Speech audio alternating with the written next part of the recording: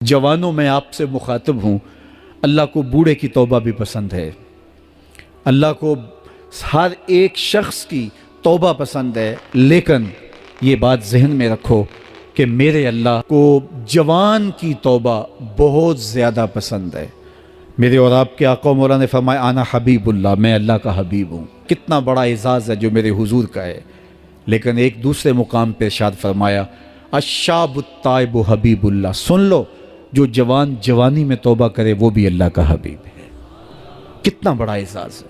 میں یہ دیکھتا ہوں کہ ہماری مجالس میں، بالخصوص آج کی اس مجلس کے اندر، مجھے جو لوگ دکھائی دے رہے ہیں وہ نوجوان ہیں۔ تو جوانی جنون کا شعبہ قرار دیا گیا ہے، شعبۃ من الجنون کہا گیا ہے، لیکن وہ جوان جس نے اپنی جوانی اللہ کی یاد میں گزاری، اللہ کے ذکر میں گزاری۔ جوانوں، عبادت کی لذت بھی جوانی میں ہے۔ اگرچہ جوانی مستانی ہوتی ہے، ذرا اس مستانی جوانی کو تہجد کے مصلے پہ لا کے دیکھو، کیا مستی چڑھتی ہے سجدوں کے اندر، کیا لطف ہے قیام کے اندر، کیا سکون ہے رکوع کے اندر۔ اس جوانی کو مالک کی چوکھٹ پہ لاؤ، پھر دیکھنا کہ یہ جوانی کتنی لذت آفریں ہوتی ہے، اور پھر اس جوانی کے بدلے میں اللہ تعالیٰ تمہیں کیا کیا عطا فرماتا ہے۔ وَرَجُلٌ قَلْبُهُ مُعَلَّقٌ بِالْمَسَاجِدِ، وہ آدمی جس کا دل مسجد کے ساتھ وابستہ ہوتا ہے، اللہ کے گھر کی تعمیر، اللہ کے گھر کی تزئین، اللہ کے گھر کی صفائی ستھرائی، اللہ کے گھر کی آباد کاری، اللہ کے گھر کی حاضری، یہ اس کی زندگی کا مشغلہ ہے۔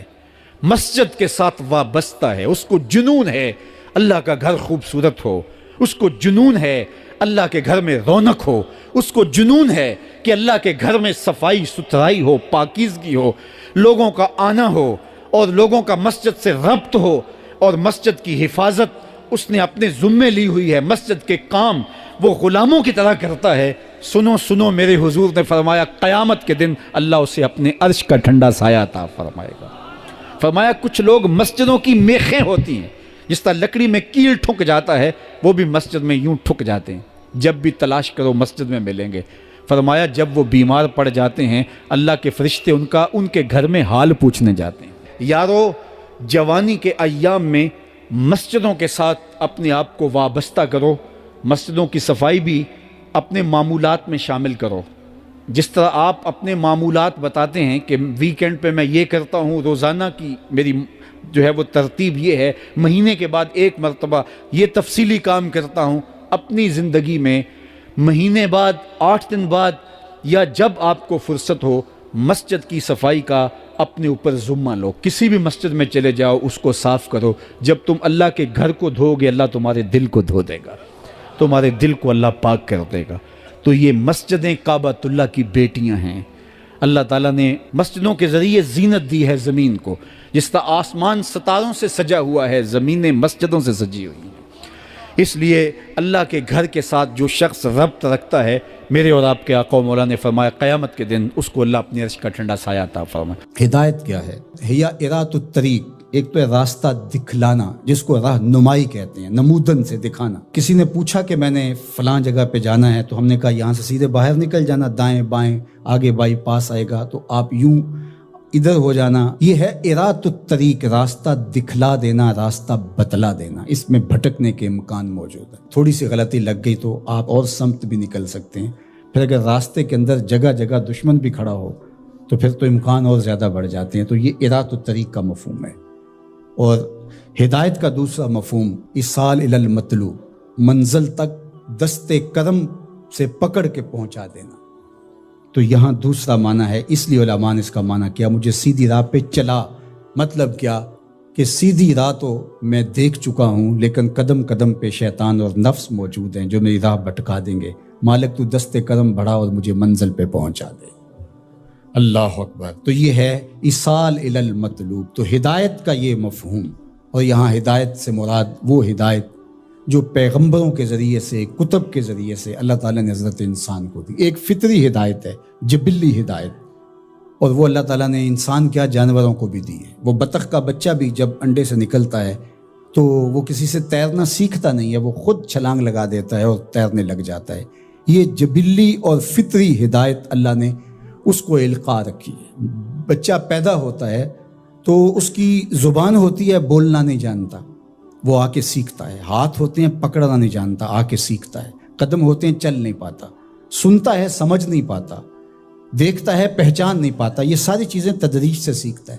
لیکن بچے نے ماں کی چھاتی سے دودھ کیسے لینا ہے تو یہ اس کو جبلتاً بتایا جاتا ہے، چونکہ اس کی پہلی ضرورت ہے، باقی چیزیں وہ آ کے سیکھتا ہے۔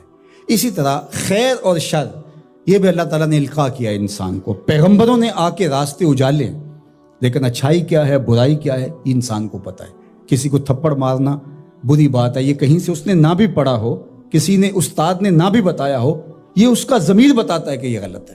تو خیر اور شر یہ اندر تمہارا بتاتا ہے، یہ فطری اور جبلی ہدایت ہے۔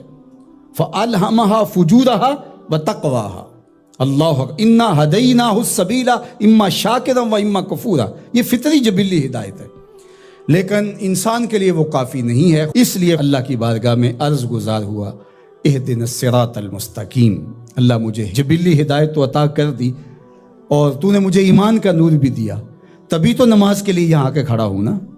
وضو کیا ہے، مسجد میں آیا ہے، لباس پہنا ہے، ہاتھ باندھے ہیں، قبلہ رخ کیا ہے، اور پھر بھی ہدایت مانگ رہا ہے، تو پھر اس کا مطلب یہ ہے کہ یہ استقامت ہدایت پہ مانگ رہا ہے اور ایصال الی المطلوب والی ہدایت طلب کر رہا ہے کہ جگہ جگہ شیطان موجود ہے، مجھے بھٹکا دے گا، میرے مالک مجھے منزل مقصود تک پہنچا دے۔ صراط مستقیم، سیدھی راہ، اس کا ایک معنی لکھا کہ الاسلام ہے، کہ صراط مستقیم اسلام ہے، مجھے اسلام کا راستہ عطا کر دے۔ دوسرا معنی اس کا بیان فرمایا کہ انہو کتاب اللہ تعالی، اس سے مراد کتاب الہی ہے، قرآن مجید ہے، چونکہ قرآن سے سیدھا کوئی راستہ ہو نہیں سکتا۔ ان ھذا القرآن یہدی للتی ہی اقوم، یہ وہ راستہ دکھاتا ہے جو بالکل سیدھا ہے۔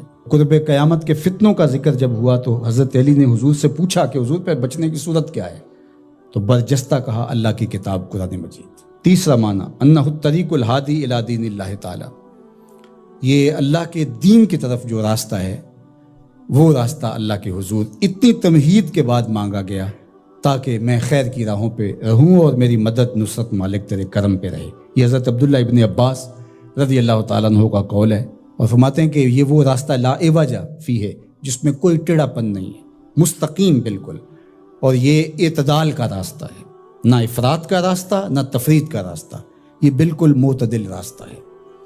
اور پھر چوتھا قول جو حضرت حسن بصری اور ابو العالیہ رضی اللہ تعالی عنہ کا ہے، وہ فرماتے ہیں صراط مستقیم سے مراد ہوا رسول اللہ صلی اللہ علیہ وآلہ وسلم۔ کہا کہ نمازی نماز میں کھڑے ہو کے ہاتھ باندھ کر کے کہتا ہے مالک مجھے محبوب کی دہلیز نصیب کر دے، مجھے محبوب کی چوکھٹ نصیب کر دے، چونکہ اگر یہ در نصیب ہو گیا تو خدا کا گھر نصیب ہو گیا۔ بخدا خدا کا یہی ہے در، نہیں اور کوئی مفر مکر، جو وہاں ہو یہیں آ کے ہو، جو یہاں نہیں وہ وہاں نہیں۔